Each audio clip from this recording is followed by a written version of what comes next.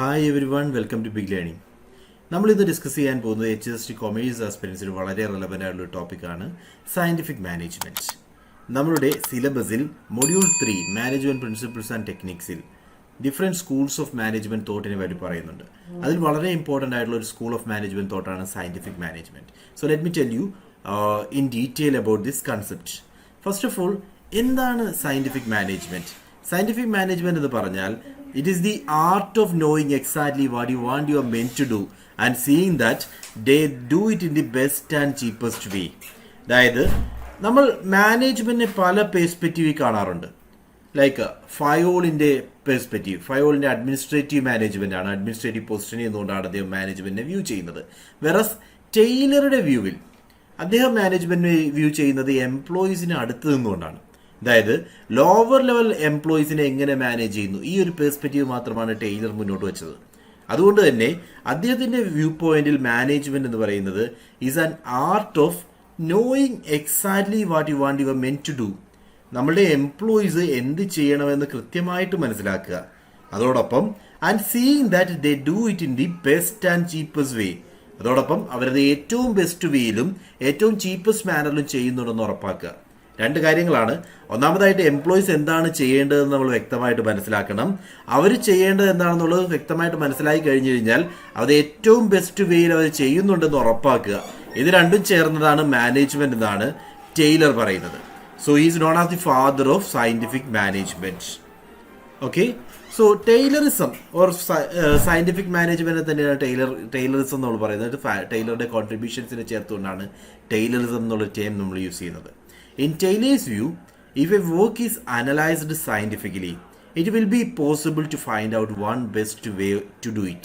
അതായത് ഏതൊരു ജോബ് ആയാലും ആ ജോബിനെ നമ്മൾ കൃത്യമായിട്ട് പഠിച്ചു കഴിഞ്ഞാൽ നമുക്കൊരു വൺ ബെസ്റ്റ് വേ ഐഡന്റിഫൈ ചെയ്യാമെന്നാണ് ടൈലർ പറയുന്നത്. അതായത് എല്ലാ വർക്കിനും ഒരു ബെസ്റ്റ് വേ ഉണ്ട്. ഈ ബെസ്റ്റ് വേ ഐഡന്റിഫൈ ചെയ്തു കഴിഞ്ഞാൽ നമ്മൾ കൃത്യമായിട്ടുള്ള മാനേജ്മെന്റ് ട്രാക്കിലാണ്. So hence scientific management is a thoughtful organised dual approach towards the job of management against hit or miss or rule of thumb. അങ്ങനെയുള്ള നമ്മൾ ഹിറ്റ് ഓർ മിസ്, ഒന്നെങ്കിൽ ചെയ്യുക, മിസ്സാകാം, ട്രൈ ചെയ്യുക, അങ്ങനെയുള്ള കൺസെപ്റ്റ് അല്ല. അല്ലെങ്കിൽ പണ്ട് ചെയ്തിരുന്ന ഇതേ രീതി തന്നെ ഫോളോ ചെയ്യുക. ഇതൊക്കെ മാറ്റി വെച്ചുകൊണ്ട് സയന്റിഫിക് മാനേജ്മെന്റ് കുറച്ചുകൂടി ചിന്തിക്കുന്ന കൺസെപ്റ്റാണ്. മാനേജ്മെന്റ് എന്ന് പറഞ്ഞാൽ കുറച്ചുകൂടി തോട്ട്ഫുൾ ആയിരിക്കണം, കൃത്യമായിട്ട് പ്ലാൻ ഓർഗനൈസ്ഡ് ആയിരിക്കണം, ഡ്യുവൽ അപ്രോച്ച് ആയിരിക്കണം. ഇതെല്ലാം ചേർന്ന മാനേജ്മെന്റ് ആണ് ടെയ്ലർ പറയുന്നത്. സോ ഇവിടെ ആക്ച്വലി പറയുന്നത് there will B one best വേ. ഏതൊരു ജോബ് ആയാലും അത് ചെയ്തു തീർക്കാൻ വേണ്ടി ഒരു ബെസ്റ്റ് വേ ഉണ്ട്. ആ ബെസ്റ്റ് വേ ഐഡന്റിഫൈ ചെയ്യുക എന്നുള്ളതാണ് മാനേജ്മെന്റോട് ഉദ്ദേശിക്കുന്നത്.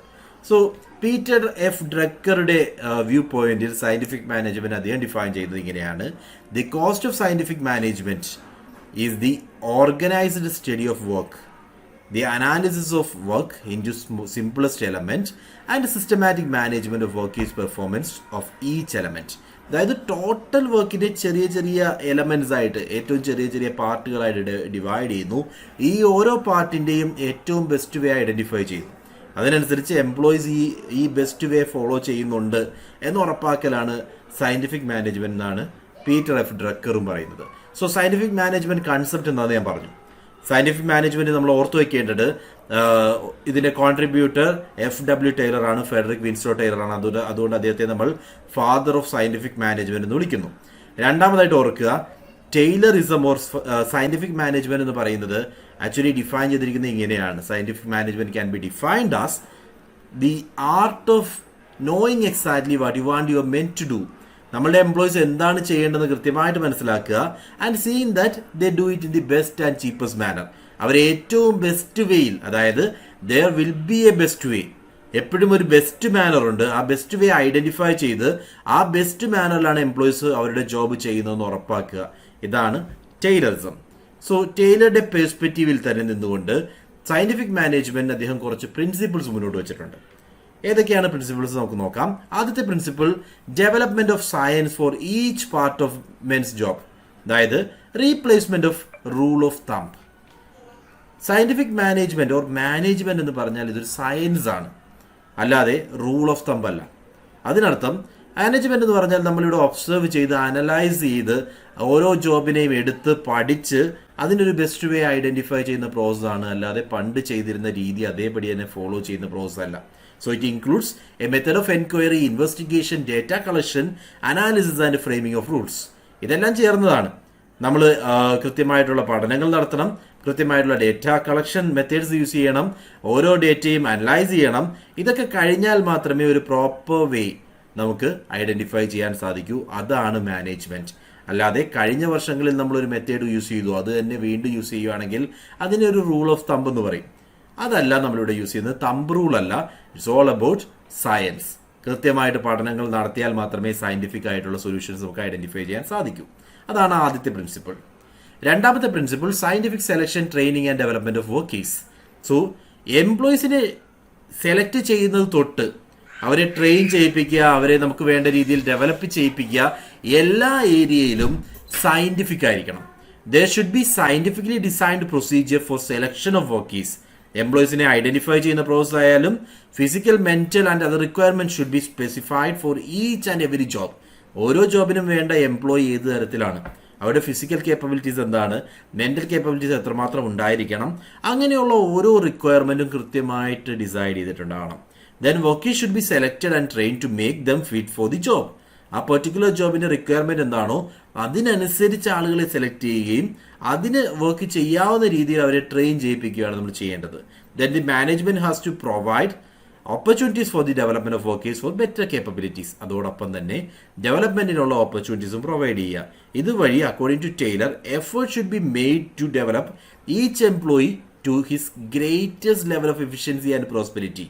ഇവിടെ ചെയ്യേണ്ടത് മാനേജ്മെന്റ് 100% കോൺട്രിബ്യൂഷൻ നടത്തണം എംപ്ലോയീസിനെ അവരുടെ ഏറ്റവും ബെസ്റ്റിലേക്ക് ഉയർത്താൻ വേണ്ടി. ബിക്കോസ് നമ്മളുടെ ജോബ് ചെയ്തു തീർക്കാൻ ദർ ഇസ് എ ബെസ്റ്റ് വേ. ആ ബെസ്റ്റ് വേയിലേക്ക് എംപ്ലോയി എത്തണമെങ്കിൽ അവരുടെ ഡെവലപ്മെന്റ് ഉണ്ടാകണം, ആ ജോബിനനുസരിച്ച് അവരെ ട്രെയിൻ ചെയ്യണം, അതിന് പറ്റിയ ആളുകളെ നമുക്ക് കണ്ടെത്താൻ സാധിക്കണം. ഇവിടെയെല്ലാം നമ്മൾ സയൻസ് യൂസ് ചെയ്തേ പറ്റൂ. ഇതാണ് രണ്ടാമത്തെ പ്രിൻസിപ്പിൾ. മൂന്നാമത്തെ principle cooperation between management and workers or harmony not discord. അദ്ദേഹം പറഞ്ഞത് ഹാർമണി നോട്ട് ഡിസ്കോർഡ് എന്നാണ്. അതായത് മാനേജ്മെന്റും വർക്കേഴ്സും ഒരേ രീതിയിൽ മുന്നോട്ട് പോകണം. ഇവർ തമ്മിൽ എപ്പോഴും കോൺഫ്ലിക്റ്റ് ഉണ്ടാകുവാണെങ്കിൽ ഓർഗനൈസേഷന്റെ എയിമും അതേപോലെ ഇൻഡിവിജ്വൽസിന്റെ എയിമും നടക്കില്ല. Taylor believed in cooperation not individualism. Then it is only through cooperation that goals of the enterprise can be achieved efficiently. There should not be any conflict between managers and workers. അദ്ദേഹം വിശ്വസിച്ചിരുന്നത് എംപ്ലോയറും എംപ്ലോയീസും harmonised ആയിട്ട് mutually അണ്ടർസ്റ്റാൻഡിങ്ങിൽ മുന്നോട്ട് പോയാൽ മാത്രമേ രണ്ടുപേരുടെ എയിമും attain ചെയ്യാൻ സാധിക്കൂ. So ഒരു better contact, better relationship ഇവർ തമ്മിൽ ഉണ്ടാവണം, ഒരുമിച്ച് നിന്ന് മുന്നോട്ട് പോകണം എന്നുള്ളതാണ് മൂന്നാമത്തെ പ്രിൻസിപ്പിൾ. നാലാമത്തെ principle division of responsibility. This principle determines the concrete nature of roles to be played by different level of managers and workers. Management should assume the responsibility of planning the work, whereas workers should be concerned with execution of task. അതായത് ഇവിടെ actually responsibility divide ചെയ്യാണ്. മാനേജ്മെന്റിന്റെ basic responsibility എന്ന് പറയുന്നത് planning ആക്ടിവിറ്റീസിലാണെങ്കിൽ വർക്കേഴ്സിന്റെ basic responsibility എന്ന് പറയുന്നത് ആ പ്ലാൻ ചെയ്ത കാര്യങ്ങൾ നടപ്പിലാക്കാനായിരിക്കണം. ദസ് പ്ലാനിങ്ങിനെ ഈസ് സെപ്പറേറ്റഡ് ഫ്രം എക്സിക്യൂഷൻ. പ്ലാനിങ്ങും എക്സിക്യൂഷനും ചെയ്യേണ്ട രണ്ട് പാർട്ടീസാണ്. അതുമായി ബന്ധപ്പെട്ട് അദ്ദേഹം ഫങ്ഷണൽ ഫോർമാൻഷിപ്പ് പറയുന്നുണ്ട്. ബിക്കോസ് ഈ ഓരോ പ്രിൻസിപ്പിൾസും അദ്ദേഹം മുന്നോട്ട് വെച്ചതിന് ശേഷം ഈ പ്രിൻസിപ്പിൾ അറ്റൈൻ ചെയ്യാൻ വേണ്ടിയുള്ള ടൂൾസ് ആൻഡ് ടെക്നിക്സ് കൂടി മുന്നോട്ട് വെച്ചിട്ടുണ്ട്. വെറുതെ പ്രിൻസിപ്പിൾ പറഞ്ഞു പോവല്ല, എങ്ങനെ അറ്റൈൻ ചെയ്യണമെന്ന് കൂടി അദ്ദേഹം പറഞ്ഞിട്ടുണ്ട്. അതുകൊണ്ടാണ് ഇത്തരം പ്രിൻസിപ്പിൾസിനെ നമ്മൾ സയന്റിഫിക് മാനേജ്മെന്റ് എന്ന് വിളിക്കുന്നത്. Okay, so division of responsibility, that means നമ്മൾ എക്സിക്യൂഷനെയും പ്ലാനിങ്ങിനെയും ഡൂയിങ്ങിനെയും ഡിഫറൻഷിയേറ്റ് ചെയ്തിട്ടുണ്ട്. രണ്ട് പാർട്ടീസാണ്. മാനേജ്മെന്റ് ആണ് കൂടുതലായിട്ട് പ്ലാനിങ്ങിൽ കോൺസെൻട്രേറ്റ് ചെയ്യേണ്ടതെങ്കിൽ വർക്കേഴ്സ് ആയിരിക്കണം എക്സിക്യൂഷനിൽ കോൺസെൻട്രേറ്റ് ചെയ്യേണ്ടത്. ദെൻ അവസാനമായി മെന്റൽ റെവല്യൂഷൻ. റെവല്യൂഷനൊപ്പം അഡീഷണൽ പോയിന്റ്സ് കൂടി നമുക്ക് പറയാം. അതായത് മെന്റൽ റെവല്യൂഷൻ എന്ന് പറഞ്ഞാൽ the workers and managers should have complete change of outlook towards their mutual relation and work effort. അതായത് നിലവിലുള്ള ചിന്താഗതി, മെന്റൽ സിസ്റ്റത്തിൽ തന്നെ ഒരു മാറ്റം വരണം. എംപ്ലോയീസും മാനേജ്മെന്റും അവരുടെ വ്യൂ പോയിന്റ് മാറണം.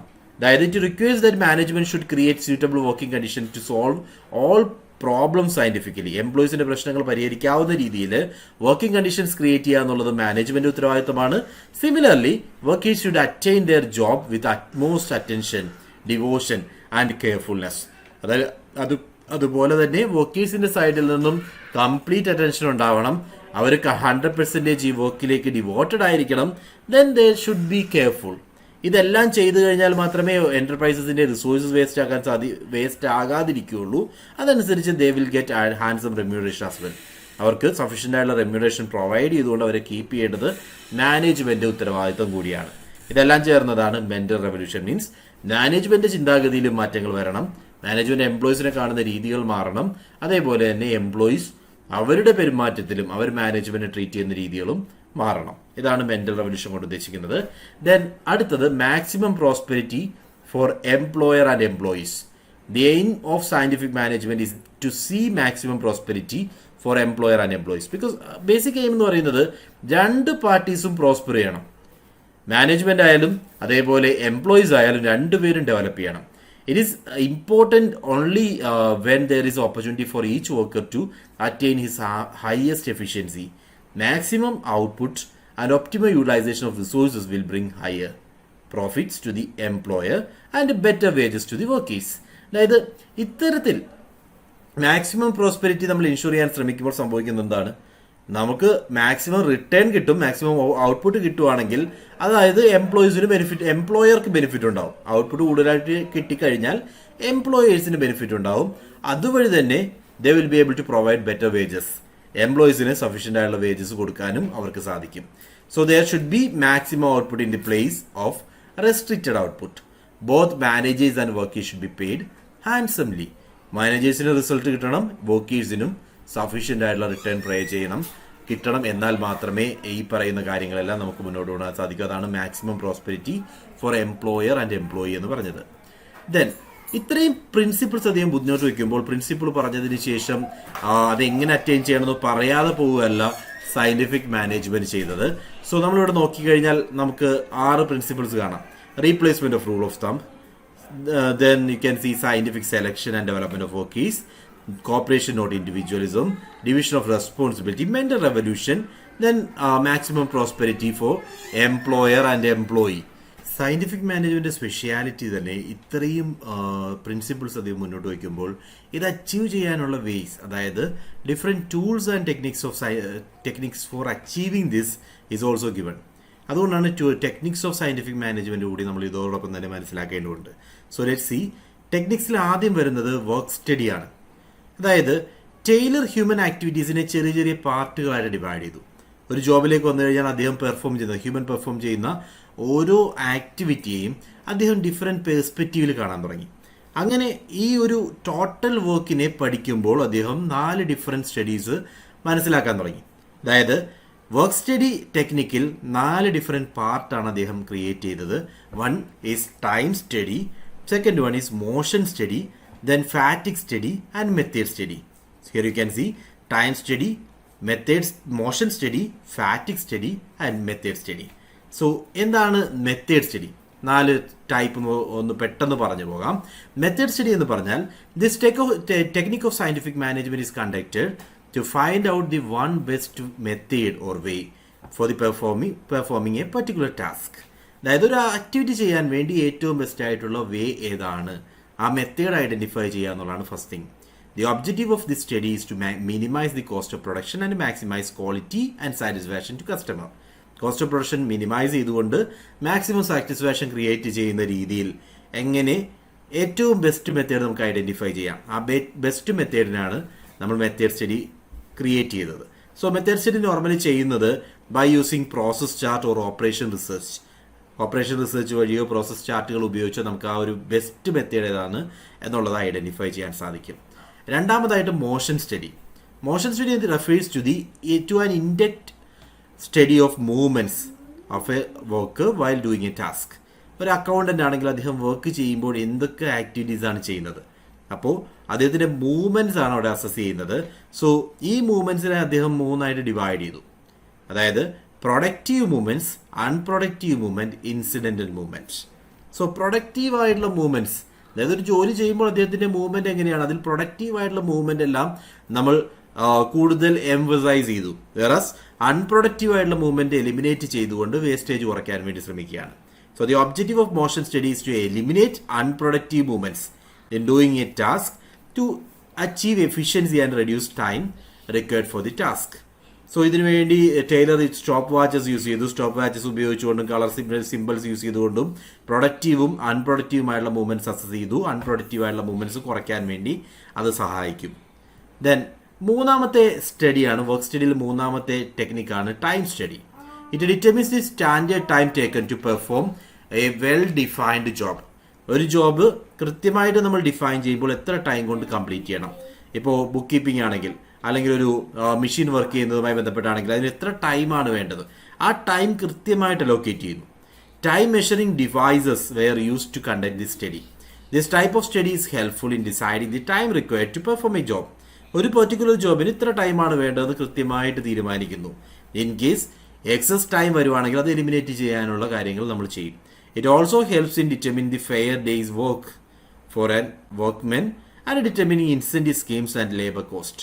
സോ ഒരു ഇൻഡിവിജ്വലിന്റെ ഫെയർ ഡേയ്സ് വർക്ക് എത്രയാണ്, ഒരു നോർമലി അദ്ദേഹം വർക്ക് ചെയ്യേണ്ട എത്ര ടൈമാണ്, എന്തുമാത്രം വർക്ക് ചെയ്യണം തുടങ്ങിയിട്ടുള്ള കാര്യങ്ങളെല്ലാം ടൈം സ്റ്റഡി വഴി നമുക്ക് തീരുമാനിക്കാൻ സാധിക്കും. അതോടൊപ്പം അതിനനുസരിച്ച് ഇൻസെന്റീവ്സ് പ്രൊവൈഡ് ചെയ്യുക, ലേബറിനുള്ള പേയ്മെന്റ്സ് കൊടുക്കുക, ഇതെല്ലാം ടൈം സ്റ്റഡി ബേസ് ചെയ്ത് നമുക്ക് നടത്താൻ സാധിക്കും.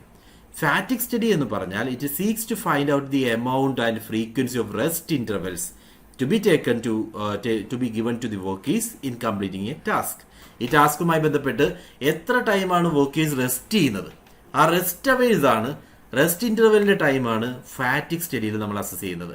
So this would help the worker to regain his stamina and work with same efficiency again. It also aims to reduce various causes of fatigue such as long working hours, doing unsuitable work, bad working condition etcetera. അതായത് ഇങ്ങനെയുള്ള പല കാരണങ്ങൾ കൊണ്ടാണ് ഫാറ്റിക് extra ആവുന്നത്. അതായത് നമ്മൾക്ക് ഒരുപാട് time rest ചെയ്യേണ്ടി വരുവാണെങ്കിൽ, ആ വർക്കിനിടയിൽ ഒരുപാട് ടൈം റെസ്റ്റ് ചെയ്യേണ്ടി വരുവാണെങ്കിൽ അതിനർത്ഥം ലോങ് ഡ്യൂറേഷൻ വർക്കിംഗ് അവേഴ്സ് ആണെങ്കിൽ അത് സംഭവിക്കാം. അതേപോലെ അൺസ്യൂട്ടബിൾ ആയിട്ടുള്ള വർക്കാണ് നമ്മൾ ചെയ്യുന്നതെങ്കിൽ അത് സംഭവിക്കാം. വർക്കിംഗ് കണ്ടീഷൻ ബാഡ് ആണെങ്കിലും ഇത് സംഭവിക്കാം. ഇങ്ങനെയുള്ള സിറ്റുവേഷനിൽ വർക്കിംഗ് അവേഴ്സിനെ ചുരുക്കുക, ഈ കൃത്യമായിട്ടുള്ള ഇന്റർവെൽസ് പ്രൊവൈഡ് ചെയ്യുക, ഏറ്റവും സ്യൂട്ടബിൾ ആയിട്ടുള്ള ആളുകളെ കൊണ്ട് വർക്ക് ചെയ്യിപ്പിക്കുക, വർക്കിംഗ് കണ്ടീഷൻ ബെറ്റർ ആക്കുക, ഇതെല്ലാം വഴി റെസ്റ്റ് ടൈം മിനിമൈസ് ചെയ്യാൻ നമുക്ക് സാധിക്കും, വർക്കിനിടയിലുള്ള റെസ്റ്റ് ടൈം. സോ അത്തരത്തിൽ കൃത്യമായിട്ട് നിർവചിച്ച ഒരു റെസ്റ്റ് ടൈം ഉണ്ടായിരിക്കണം. ആ കൃത്യമായിട്ട് ഡിഫൈൻ ചെയ്ത റെസ്റ്റ് ടൈം എംപ്ലോയീസിന് കൊടുക്കുകയാണെങ്കിൽ നമുക്ക് ആ റെസ്റ്റ് ടൈമിലുള്ള വേസ്റ്റേജും എലിമിനേറ്റ് ചെയ്യാൻ സാധിക്കും. ഇതാണ് ഫാറ്റിക് സ്റ്റഡി പറയുന്നത്. സോ വർക്ക് സ്റ്റഡിയിൽ 4 ഡിഫറെന്റ് മെത്തേഡ്സ് ആണ് വരുന്നത്. One is method study, second motion study, then time study and ഫാറ്റിക് study. Okay, then രണ്ടാമത്തെ ടൂൾ ഫങ്ഷണൽ ഫോർമാൻഷിപ്പ് ആണ്. ആക്ച്വലി നമ്മൾ ഓൾറെഡി പറഞ്ഞു കഴിഞ്ഞു നമ്മളുടെ പ്രിൻസിപ്പിൾസ് പറഞ്ഞപ്പോൾ. അതായത് റെസ്പോൺസിബിലിറ്റി ഡിവൈഡ് ചെയ്യണമെന്ന്, റെസ്പോൺസിബിലിറ്റി 2ആയിട്ട് ഡെലിഗേറ്റ് ചെയ്യപ്പെടുന്നുണ്ട്. അതായത് ഇവിടെ നിങ്ങൾ നോക്കിക്കഴിഞ്ഞാൽ അറിയാം, പ്ലാനിംഗ് ഫംഗ്ഷൻ ചെയ്യാൻ വേണ്ടി ഒരു ഗ്രൂപ്പ് ഓഫ് ഓഫീസേഴ്സും ഡൂയിങ് ഓർ പ്രൊഡക്ഷൻ ആക്ടിവിറ്റീസ് ചെയ്യാൻ വേണ്ടി മറ്റൊരു ഗ്രൂപ്പ് ഓഫ് ഓഫീസേഴ്സുമാണ് നമുക്ക് വേണ്ടത്. 4 ഫോർമാനെയാണ് പ്ലാനിങ്ങിന് വേണ്ടി ടൈലർ സജസ്റ്റ് ചെയ്തതെങ്കിൽ 4 ഫോർമാനെയാണ് പ്രൊഡക്ഷന് വേണ്ടി ടൈലർ സജസ്റ്റ് ചെയ്തത്. അങ്ങനെ ടോട്ടൽ 8 ഫോർമാൻസ് ആണ് ഫങ്ഷണൽ ഫോർമാൻഷിപ്പ് പ്രകാരം ടൈലർ സജസ്റ്റ് ചെയ്യുന്നത്. 8 പേര് ഉണ്ടായിരിക്കണമെന്നാണ് പറയുന്നത്. അത് പ്ലാനിങ്ങിൽ വരുന്നത് route clerk, instruction card clerk, time and cost clerk, disciplinarian. Then പ്രൊഡക്ഷനിൽ വരുന്നത് speed boss, gang boss, repairs boss and inspector. ഇത്രയുമാണ് അതിന്റെ പാർട്ടീസ് വരിക. So Taylor advocated functional foremanship for achieving ultimate specification. അതായത് ഓരോ ഏരിയയിലും കൃത്യമായിട്ട് ഡിഫൈൻ ചെയ്തിരിക്കുന്ന രീതിയിൽ കാര്യങ്ങൾ മുന്നോട്ട് പോകണമെങ്കിൽ നമ്മൾ ഫങ്ഷണൽ ഫോർമാൻഷിപ്പ് ഇൻട്രൊഡ്യൂസ് ചെയ്യണം. ഓരോ ഫംഗ്ഷനും ചെയ്യാൻ വേണ്ടി ഓരോ പാർട്ടീസ് എന്നുള്ള രീതിയിൽ. സോ അങ്ങനെ ടൈലർ ആക്ച്വലി 8 ഫോർമാനെയാണ് സജസ്റ്റ് ചെയ്തത്. 4 പേർ പ്ലാനിങ്ങിന് വേണ്ടിയും 4 പേർ ഇംപ്ലിമെന്റേഷന് വേണ്ടിയും. നോക്കുവാണെങ്കിൽ അതിൽ വരുന്നത് instruction card clerk. Instruction card ക്ലർക്കിന്റെ എന്ന് പറയുന്നത് ഓരോ ജോബിനും വേണ്ട ഇൻസ്ട്രക്ഷൻസ് ക്രിയേറ്റ് ചെയ്യുകയാണ്. It's concerned with tagging down the instructions according to which workers are required to perform the job. Job ചെയ്യേണ്ടത് എങ്ങനെയാണ് അതിനുള്ള ഇൻസ്ട്രക്ഷൻസ് ആണ് ഇൻസ്ട്രക്ഷൻ കാർഡ് ക്ലർക്ക് ക്രിയേറ്റ് ചെയ്യുന്നത്. രണ്ടാമത്തെ പാർട്ടി ടൈം ആൻഡ് കോസ്റ്റ് ക്ലർക്കാണ്. Is concerned with setting a time table for doing a job and specifying the materials and labour cost involve in. So 2 കാര്യങ്ങളാണ്. ഒന്ന്, കൃത്യമായിട്ട് ടൈം ഫ്രെയിമിൽ job create ചെയ്യുക. ഒരു ആദ്യം ചെയ്യേണ്ട ജോബ് എന്താണ്, രണ്ടാമത് ചെയ്യേണ്ട ജോബ് എന്താണ്, ഇതിനൊരു ടൈം ടേബിൾ ക്രിയേറ്റ് ചെയ്യുക. അതോടൊപ്പം കോസ്റ്റ്, മെറ്റീരിയൽ കോസ്റ്റും ലേബർ കോസ്റ്റും എത്രമാത്രം വരുമെന്നും കൃത്യമായിട്ട് ഡിഫൈൻ ചെയ്യുക. So instruction card clerk instructions create ചെയ്യുന്നു, time and cost clerk time ടേബിളും അതോടൊപ്പം കോസ്റ്റിങ്ങും കണ്ടക്ട് ചെയ്യുന്നു. ദെൻ റൂട്ട് ക്ലർക്കിലേക്ക് വന്നു കഴിഞ്ഞാൽ determines route through which raw materials has to be passed. അതായത് ആ സീക്വൻസ് ഓഫ് ആക്ടിവിറ്റീസ് എന്താണ്, ആദ്യം ഏത് വർക്ക് കിടക്കണം, രണ്ടാമത് ഏത് വർക്ക് ആയിരിക്കണം, അങ്ങനെ ആ പ്രോപ്പർ റൂട്ട് ഡിഫൈൻ ചെയ്യുന്നത് റൂട്ട് ക്ലർക്കാണ്. നാലാമത്തെ പാർട്ടി ഷോപ്പ് ഡിസിപ്ലിനേറിയൻ ആണ്. ഇദ്ദേഹമാണ് റൂൾസും റെഗുലേഷൻസും ഒക്കെ ഫ്രെയിം ചെയ്യുന്നത്. സോ 4 പാർട്ടീസായി. അഞ്ചാമതായിട്ട് വരുന്നത് ഗ്യാങ് ബോസ് ആണ്. Makes the arrangement of workers, machines, tools, workers etcetera. So ഇദ്ദേഹമാണ് വർക്കിങ്ങിന് വേണ്ട എല്ലാ ഐറ്റംസും സഫീഷ്യൻ്റ് ആയിട്ട് എല്ലാ ഫാക്ടേഴ്സ് ഓഫ് പ്രൊഡക്ഷനും അവൈലബിൾ ആണ് എന്ന് എൻഷുർ ചെയ്യുന്നത്. മെഷീൻസും ടൂൾസും വർക്കേഴ്സും ഒക്കെ കൃത്യസമയത്ത് സ്ഥലത്ത് എത്തുന്നുണ്ട് എന്ന് ഉറപ്പാക്കുന്നത് ഗ്യാങ് ബോസ് ആണ്.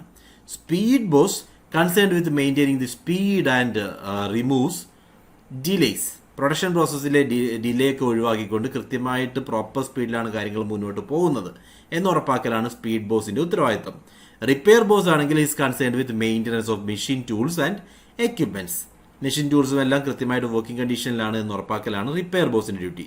Inspector is concerned with maintaining the quality of the product. Proper ക്വാളിറ്റിയിലുള്ള പ്രൊഡക്റ്റ് ആണ്, പ്രൊഡക്റ്റ് ക്വാളിറ്റി എൻഷുർ ചെയ്യുന്നുണ്ട് തുടങ്ങിയിട്ടുള്ള കാര്യങ്ങളെല്ലാം നോക്കുന്നത് ഇൻസ്പെക്ടറാണ്. ഇവർ 8 പേരെ പറ്റിയും നമ്മളോട് ക്വസ്റ്റ്യൻസ് ചോദിക്കാറുണ്ട്. സോ വളരെ സിഗ്നിഫിക്കൻ്റ് ആണ്. Instruction card clerk, time and cost clerk, route clerk, shop disciplinarian, gang boss, speed boss, repair boss and inspector. അടുത്ത ടൂൾ എന്ന് പറയുന്നത് സ്റ്റാൻഡേർഡൈസേഷൻ ആണ്. It implies that physical attitude of products should be such that meet the requirements and needs of customer. അതായത് കൃത്യമായിട്ടുള്ള standard create ചെയ്യുന്നത് വഴി കസ്റ്റമേഴ്സിന്റെ requirement എന്താണോ അത് മീറ്റ് ചെയ്യുന്ന രീതിയിലുള്ള പ്രൊഡക്ട്സ് നമ്മൾ ക്രിയേറ്റ് ചെയ്യുക. So Taylor advocated that tools and equipments as well as working conditions should be standardized to achieve standard output from workers. Standardization means achieving economics of production. അതായത് നമ്മളുടെ ടൂൾസും എക്യുപ്മെന്റ്സും എല്ലാം standardised ആയിരിക്കണം. കൃത്യമായിട്ട് ഏത് രീതിയിലാണോ ഉപയോഗിക്കേണ്ടത് അത്തരത്തിൽ പ്രോപ്പർ സ്റ്റാൻഡേർഡ്സിലുള്ള പ്രോഡക്ട്സ് ഉപയോഗിക്കുക. അതോടൊപ്പം വർക്കിംഗ് ടൈം ആയാലും വർക്കേഴ്സിന്റെ ഔട്ട്പുട്ട് ആയാലും ഇതെല്ലാം സ്റ്റാൻഡേർഡ് സെറ്റ് ചെയ്തിട്ടായിരിക്കണം തീരുമാനിക്കേണ്ടത്. ആ സ്റ്റാൻഡേർഡിനനുസരിച്ച് എംപ്ലോയീസിനെ ഉയർത്താൻ വേണ്ടി നമ്മൾ ശ്രമിക്കണം. ഓക്കെ, അതാണ് സ്റ്റാൻഡർഡൈസേഷൻ പറയുന്നത്. ഇതിന്റെ ഭാഗമായിട്ട് എൻഷുർ ചെയ്യുന്നത് the line of product is restricted to predetermined type. മുമ്പ് തീരുമാനിച്ചിരുന്ന അതേ രീതിയിലുള്ള പ്രൊഡക്റ്റ് ആണ്, മുമ്പ് തീരുമാനിച്ച അതേ ഫോമിലുള്ള പ്രൊഡക്റ്റ് ആണ്, ഡിസൈൻ സെയിം ആണ്, സൈസ്, വെയിറ്റ്, ക്വാളിറ്റി പോലുള്ള എല്ലാ കാര്യങ്ങളിലും ഒരു കൃത്യമായുള്ള സ്റ്റാൻഡേർഡ് സെറ്റ് ചെയ്യുന്നു. ഇത്രയും ലെവൽ ഉണ്ടായിരിക്കണം, അതിനനുസരിച്ചായിരിക്കണം വർക്ക് മുന്നോട്ട് പോകേണ്ടത്. There is manufacture of identical parts and components. കൃത്യമായിട്ട് ഒരേ സ്റ്റാൻഡേർഡിലുള്ള ഒരേ ഫോമിലുള്ള പ്രൊഡക്റ്റ് ആണ് ക്രിയേറ്റ് ചെയ്യുന്നത് എന്ന് ഉറപ്പാക്കുക. Then quality and standards have been maintain. കൃത്യമായിട്ടുള്ള ക്വാളിറ്റിയും സ്റ്റാൻഡേർഡും നമ്മൾ ചെയ്യുന്നുണ്ട്. Finally standard of performance is established four workers at all level. ഇതോടൊപ്പം പെർഫോമൻസ് സ്റ്റാൻഡേർഡ്സ് കൂടി നമ്മൾ എസ്റ്റാബ്ലിഷ് ചെയ്യുന്നുണ്ട്. വർക്കേഴ്സിൽ നിന്ന് നമ്മൾ എക്സ്പെക്ട് ചെയ്യുന്ന പെർഫോമൻസ് എന്താണ് എന്നുള്ളത് മുൻകൂട്ടി തീരുമാനിക്കുന്നു. ഇതാണ് സ്റ്റാൻഡേർഡൈസേഷൻ. ഏത് വർക്ക് ആയാലും ഏത് ആക്ടിവിറ്റി ആയാലും കൃത്യമായിട്ടുള്ള സ്റ്റാൻഡേർഡ് സെറ്റ് ചെയ്ത് പ്രെഡിറ്റർമിൻഡ് ആയിട്ടുള്ള സ്റ്റാൻഡേർഡ് സെറ്റ് ചെയ്തുകൊണ്ടായിരിക്കും നമ്മൾ ചെയ്യേണ്ടത് എന്നാണ് സയന്റിഫിക് മാനേജ്മെന്റ് പറയുന്നത്. അടുത്തത് ഡിഫറൻഷ്യൽ പീസ് വേസ് സിസ്റ്റമാണ്. So Taylor advocated for differential piece wages system. അതായത് there must be 2 kinds of payment. 2 രീതിയിലുള്ള വേജ് പ്ലാൻ ഉണ്ടാവണം. ഒന്നാമത്തെ വേജ് പ്ലാൻ എന്ന് പറയുന്നത് ടാർഗറ്റ് അച്ചീവ് ചെയ്ത ഇൻഡിവിജ്വൽസ് ആണെങ്കിൽ നമ്മളിവിടെ കാര്യങ്ങൾ സ്റ്റാൻഡേർഡ് സെറ്റ് ചെയ്യുന്നുണ്ട്. ആ സ്റ്റാൻഡേർഡ്സ് അച്ചീവ് ചെയ്ത ഇൻഡിവിജ്വൽസിന് നമ്മളൊരു ഹയർ പേ കൊടുക്കും. അതേസമയം സ്റ്റാൻഡേർഡ്സ് അച്ചീവ് ചെയ്യാത്തവർക്ക് ഒരു ലോവർ പേയും കൊടുക്കും. ഇതാണ് differential piece wage. So that കൂടുതൽ പേ കിട്ടണമെങ്കിൽ നമ്മൾ ആ സ്റ്റാൻഡേർഡ് അച്ചീവ് ചെയ്യണം. സ്റ്റാൻഡേർഡ് അച്ചീവ് ചെയ്തിട്ടില്ലെങ്കിൽ നമുക്ക് കിട്ടുന്ന റിട്ടേൺ കുറവായിരിക്കും. ഇതാണ് ഡിഫറൻഷ്യൽ പീസ് വേജ് സിസ്റ്റം പറയുന്നത്. Here you can see efficient workers are paid more wages than inefficient worker. Inefficient വർക്കേഴ്സിനേക്കാളും എഫിഷ്യന്റ് വർക്കേഴ്സിന് കൂടുതൽ വേജ് കിട്ടുന്ന രീതിയാണ് differential piece wage system. So here you can see the system is a source of incentive to the workers for who improving their efficiency in order to get more wages. So employees-ന് ഒരു motivation scheme കൂടിയാണ്. കൂടുതൽ remuneration incentives കിട്ടണമെങ്കിൽ അവർ കൂടുതലായിട്ട് perform ചെയ്യണം. നല്ല രീതിയിൽ perform ചെയ്യുകയാണെങ്കിൽ they will get more. Performance മോശമാണെങ്കിൽ അവർക്ക് കിട്ടുന്ന റിട്ടേണും കുറവായിരിക്കും. ഇതാണ് ഡിഫറൻഷ്യൽ പീസ് വേസ് സിസ്റ്റം പറയുന്നത്. Then there are some other techniques too. Various other techniques have been developed to create ordeal relationship between management and workers so that also to create better understanding on the part of workers. അതായത് ഗ്രാഫ്സും ചാർട്ടും റൂൾസും റെസ്ട്രിക്ഷൻസും അങ്ങനെയുള്ള പല കാര്യങ്ങളും introduce ചെയ്തുകൊണ്ട് എംപ്ലോയീസിൻ്റെ efficiency നമുക്ക് കൂട്ടാൻ സാധിക്കും എന്നുകൂടി അദ്ദേഹം പറഞ്ഞു വയ്ക്കുന്നുണ്ട്. സോ ഏതായാലും functional foremanship, work study, standardisation, അതേപോലെ ഡിഫറൻഷ്യൽ പീസ് വേ സിസ്റ്റമാണ് പ്രധാനമായിട്ടുള്ള ടൈലറുടെ ടൂൾസ്. സോ നമ്മൾ ഓൾറെഡി ടൈലറുടെ പ്രിൻസിപ്പിൾസ് പറഞ്ഞു. ദെൻ ആ പ്രിൻസിപ്പിൾസ് അച്ചീവ് ചെയ്യാൻ വേണ്ടി അദ്ദേഹം മുന്നോട്ട് വയ്ക്കുന്ന ഡിഫറെൻറ്റ് ടൂൾസ് നമ്മൾ പറഞ്ഞു. സോ ഇത്രയും കാര്യങ്ങളാണ് ടൈലറിസത്തിൽ നിങ്ങൾ ഓർക്കേണ്ടത്. കുറച്ച് MCQs കൂടി നമുക്ക് അഡീഷണൽ ആയിട്ട് നോക്കാം. First, the technique of differential piece wage system was developed by Taylor in order to. ഈ ഒരു സിസ്റ്റം ടൈലർ ഇൻട്രൊഡ്യൂസ് ചെയ്തത് എന്തിനു വേണ്ടിയാണ്? നമുക്കറിയാം ടൈലർ എയിം ചെയ്തത് എന്താണെന്ന്. So discriminate between efficient and inefficient work, differential piece wage എന്തിനു വേണ്ടിയാണ്, and reward efficient work, motivate inefficient workers to perform better. ഈ പറയുന്ന 3 കാര്യങ്ങളും നമുക്ക് ഡിഫറൻഷ്യൽ പീസ് വേ സിസ്റ്റം വഴി ചെയ്യാൻ സാധിക്കും. അതായത് എഫിഷ്യൻറ്റ് വർക്കറിനെയും ഇൻഎഫിഷ്യൻറ്റ് വർക്കറിനെയും കൃത്യമായിട്ട് ഐഡന്റിഫൈ ചെയ്യുന്നു. എഫിഷ്യൻറ്റ് വർക്കേഴ്സിന് റിവാർഡ്സ് പ്രൊവൈഡ് ചെയ്യുന്നു, ബിക്കോസ് നല്ല രീതിയിൽ പെർഫോം ചെയ്യുകയാണെങ്കിൽ they will get more. വേറാസ് inefficient ആണ്, നമ്മൾ നല്ല രീതിയിൽ പെർഫോം ചെയ്തില്ല, അങ്ങനെയാണെങ്കിൽ റിട്ടേൺസ് കുറയുന്നു, അതുകൊണ്ട് നമ്മൾ കൂടുതൽ ബെറ്റർ ആയിട്ട് പെർഫോം ചെയ്യാൻ ശ്രമിക്കും. So the right answer is all of the above. അടുത്ത question, this technique of scientific management aims to determine the amount and frequency of rest intervals. Rest intervals കൊടുക്കുന്നതുമായി ബന്ധപ്പെട്ട ടെക്നിക് ഏതാണ്? Is it time study, method study, motion study, none of the above? Actually ഇത് വരുന്നത് fatigue സ്റ്റഡിയാണ്. So the right answer is none of the above. Okay. അടുത്ത ഒരു question, considering the fact that it is difficult to find single person with all the needed qualities, Taylor suggested the അപ്പോയിൻമെന്റ് of specialist through this technique of scientific management. ഏതാണ് ആ technique? അതായത് എല്ലാ ക്വാളിറ്റീസും എല്ലാ ഏരിയയും cover ചെയ്യാവുന്ന ഒരു ഇൻഡിവിജ്വലിനെ ഐഡന്റിഫൈ ചെയ്യുക എന്ന് പറയുന്നത് വളരെ ഡിഫിക്കൽട്ടാണ്. അങ്ങനെയാണെങ്കിൽ നമ്മൾ ഓരോ ഏരിയയ്ക്കും വേണ്ടി ഓരോ ഫോർമാൻസിനെ, ഓരോ എക്സ്പെർട്സിനെ നമ്മൾ അപ്പോയിന്റ് ചെയ്യണം. അങ്ങനെ 8 ഫോർമാൻസിനെ അദ്ദേഹം സജസ്റ്റ് ചെയ്തു. So the system is called functional foremanship. Okay, so that is the right answer. അടുത്തത്, according to Taylor each specialist is to be assigned work according to his or her qualities. The employees who passed technical mastery should be involved in planning work, whereas those with energy and good health may be assigned execution work. So name the related principle of scientific management. So ഇവിടെ നമ്മൾ പറയുന്നത് 2 കാര്യങ്ങളാണ്. ഒന്ന്, technical qualities ഉള്ളവർ, technical masteries ഉള്ളവർ planning വർക്കിലേക്ക് പോവുക, വേറെ എനർജി കൂടുതലുള്ളവർ, വർക്ക് ഹെൽത്ത് ഉള്ളവർ എക്സിക്യൂഷൻ വർക്കിലേക്ക് പോവുക. ഇത് ഏത് കൺസെപ്റ്റിനെ ബേസ് ചെയ്തുകൊണ്ടാണ്? Is it functional foremanship, science not rule of thumb, development of each and every personal to the greatest of his efficiency and prosperity? None of the above. The right answer is development of each and every person. Because ഇവിടെ നമ്മൾ പറയുന്നതാണ് ഓരോ ഇൻഡിവിജ്വലിനെയും നമുക്ക് develop ചെയ്യണം. അതിനുവേണ്ടി പ്ലാനിങ്ങും ഡൂയിങ്ങും separate ചെയ്യുന്നുണ്ട്. അത് നമുക്ക് ഫങ്ഷണൽ ഫോർമാൻഷിപ്പിലും കാണാം. പക്ഷെ അവിടുത്തെ പ്രിൻസിപ്പിൾ പറയുന്നത് ഓരോ ഇൻഡിവിജ്വലിനെ ഇംപ്രൂവ് ചെയ്യിപ്പിക്കുക എന്നുള്ളതാണ്. അത് development of each and every person to the greatest എഫിഷ്യൻസിയാണ്. Final question, according to this principle of scientific management, the employees should be rewarded for their suggestion, which results in substantial reduction in the cost. So, എംപ്ലോയീസിനെ reward ചെയ്യണം. നമ്മളുടെ cost effort കുറയ്ക്കാൻ സാധിക്കുന്ന ആ രീതിയിൽ suggestions തരികയും ആ രീതിയിൽ നമ്മളോടൊപ്പം നിൽക്കുന്ന എംപ്ലോയീസിനെ റിവാർഡ് ചെയ്യണം. ഇത് ഏത് പ്രിൻസിപ്പിളുമായി ബന്ധപ്പെട്ടാണ് നമുക്ക് പറയാവുന്നത്? Science not rule of thumb, cooperation not individualism, harmony not discord, all of the above.